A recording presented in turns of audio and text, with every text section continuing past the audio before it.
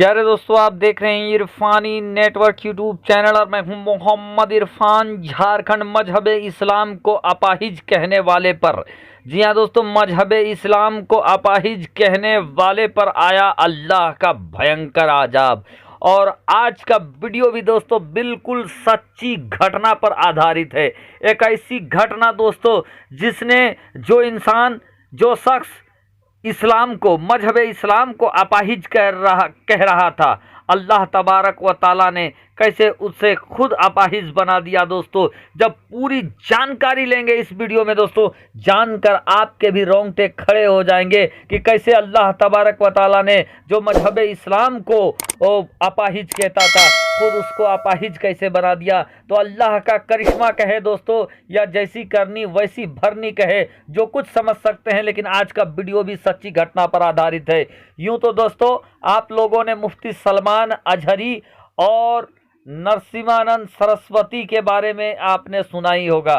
पहले आपने देखा होगा कि मुफ्ती सलमान अजहरी और नरसिम्हानंद सरस्वती, इनके बारे में बहुत सारे वीडियो वायरल हुए। और नरसिम्हानंद सरस्वती जो खुले आम इस्लाम धर्म के खिलाफ बयानबाजी करता रहा और अपने बड़बोलेपन की वजह से कई बार जेल की हवा भी खा चुका है और अंदर बाहर होता रहा है। बहरकैफ मुफ्ती सलमान अजहरी साहब ने भी इनको बड़ा चैलेंज दिया था, और ऐसा चैलेंज दिया था जिसने सबको हिला कर रख दिया था। लेकिन आज हम ना मुफ्ती सलमान अजहरी साहब की यहाँ बात करने जा रहे हैं, ना नरसिम्हानंद सरस्वती की बात करने जा रहे हैं, बल्कि एक ऐसी औरत की बात करने जा रहे हैं दोस्तों, जो तो यूँ तो बांग्लादेश की थी, लेकिन बांग्लादेश में इस्लाम के खिलाफ बयानबाजी, इस्लाम के खिलाफ बोलने लिखने की वजह से बांग्लादेश से भगा दिया गया था।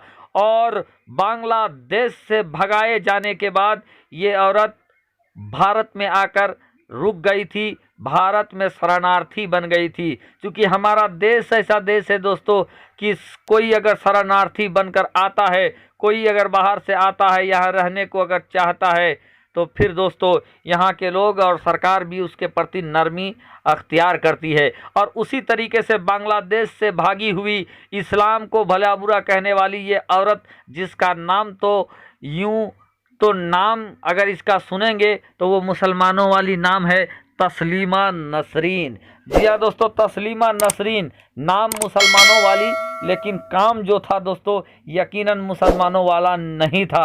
और यही वजह है कि बांग्लादेश से ये भागकर भारत आ गई और भारत में रुकी। लेकिन भारत में आने के बाद भी दोस्तों लगातार मुसलमान और इस्लाम के ऊपर ऐसी ऐसी बातें इन्होंने कहा जो कि यकीनन वो काबिले बर्दाश्त नहीं था। लेकिन दोस्तों रब तबारक व ताला हमेशा सबको फौरन सजा नहीं देता है, अपनी ही करनी का फल है। नेकी और बुराइयां आपके ही साथ साथ चलेंगी, आपकी परछाइयां। अगर आप जैसा करोगे वैसा ही भरोगे। दोस्तों तस्लीमा नसरीन जो मजहब इस्लाम को अपाहिज कहती थी, अपाहिज धर्म कहती थी, लेकिन अल्लाह तबारक व ताला की शान देखिए दोस्तों कि जो मजहब इस्लाम को अपाहिज कहती थी, रब तबारक व ताला ने कह लीजिए दोस्तों उसको ही खुद अपाहिज कर दिया। ये तस्वीरें देखें, तस्लीमा नसरीन बीमार हुई थी और बीमार होने के बाद दोस्तों ये हॉस्पिटल में भर्ती हो गई थी। अभी हॉस्पिटल में भर्ती होने के बाद दोस्तों इसका पूरी तरीके से इलाज चल रहा था, प्रॉपर इलाज चल रहा था। और उसी इलाज के दौरान इसके साथ कुछ ऐसा हुआ दोस्तों, जिस बात को बताते हुए खुद तस्लीमा नसरीन की आंखें नम हो जाती है। तो पूरे वाकया कैसे इस्लाम को अपाहिज कहने वाली तस्लीमा नसरीन कैसे खुद अपाहिज हुई दोस्तों, आपको बताएंगे। ये यकीनन कोई करिश्मा से कम नहीं है दोस्तों। लेकिन अभी तक आपने मेरे चैनल को अगर सब्सक्राइब नहीं किया है तो जल्दी से चैनल को कर लीजिए सब्सक्राइब और बेल के बटन को ऑन कर दें, ताकि ये वीडियो अगला हर वीडियो सबसे पहले आप तक पहुंच सके। साथ ही साथ आप भी कमेंट में बताएंगे कि तस्लीमा नसरीन के साथ हुआ ये करिश्मा है या इसकी करनी का फल है दोस्तों, करनी का सजा है। कमेंट में जरूर बताइए दोस्तों।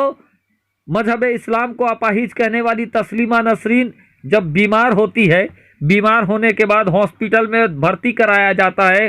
ये कुछ महीनों पहले का ये वाकया है दोस्तों कि भर्ती कराने के बाद ट्रीटमेंट होने लगता है। ट्रीटमेंट होने के बाद करीब करीब ये नॉर्मल मूड में जाने लगी थी, नॉर्मल होने लगी थी कि अचानक से एक दिन इसका ऑपरेशन वगैरह होता है। और ऑपरेशन होता है तो तस्लीमा नसरीन ये खुद कहती है कि उससे किसी भी तरीके का इजाज़त नहीं लिया गया था, किसी तरीके की जानकारी नहीं दी गई थी। अचानक से उनका ऑपरेशन कर दिया जाता है और ऑपरेशन ऐसा होता है कि उसके बाद जो तस्लीमा नसरीन इस ज़मीन में तनकर चला करती थी, जो तस्लीमा नसरीन मजहब इस्लाम को अपाहिज कहा करती थी, वो खुद अपाहिज हो गई। और इस बात का जी जो जानकारी है वो खुद तस्लीमा नसरीन ने बाद में दिया। दोस्तों आपको बता दें कि तस्लीमा नसरीन कहती है कि अब मुझसे मेरे साथ एक तरीके का ऐसा जुर्म हो गया कि हॉस्पिटल में मेरी बगैर इजाज़त मेरा ऑपरेशन कर दिया गया और अब मैं शायद इस धरती पर कभी भी सीधी खड़ी नहीं हो पाऊंगी। यानी दोस्तों अपाहिज हो गई वो तस्लीमा नसरीन। तस्लीमा नसरीन को भी ये पता नहीं है कि क्यों वो अपाहिज हुई, कैसे उसके साथ ये मामला हो गया। जबकि डॉक्टर दोस्तों, डॉक्टर किसी का भी ऑपरेशन करते हैं तो उससे इजाज़त लेते हैं, उसके गार्जियन से इजाज़त लेते हैं और उसके बाद ऑपरेशन वगैरह होता है दोस्तों। लेकिन तस्लीमा नसरीन के साथ जिस तरीके से आरोप तस्लीमा नसरीन लगाती है कि उसके साथ किसी भी तरीके का इजाज़त नहीं लिया गया और ऑपरेशन कर दिया गया, जिसके नतीजे से अब वो कभी भी सीधी चल नहीं पाएगी, सीधी खड़ी हो पर नहीं पाएगी, यानी वो अपाहिज हो गई है। तो अल्लाह के कुदरत को देखिए दोस्तों, और कुदरत के लाठी की मार को देखिए कि जो तस्लीमा नसरीन मजहब इस्लाम को अपाहिज कहती थी, वो खुद अपाहिज होकर रह गई। और ऐसी अपाहिज हुई दोस्तों, ना निगलने बनता है ना उगलने बनता है, ना उसको कोई, ना उसने इसकी इजाज़त दी थी, ना वैसी बीमारी थी। लेकिन उसके बावजूद अब तस्लीमा नसरीन अपाहिज हो गई है।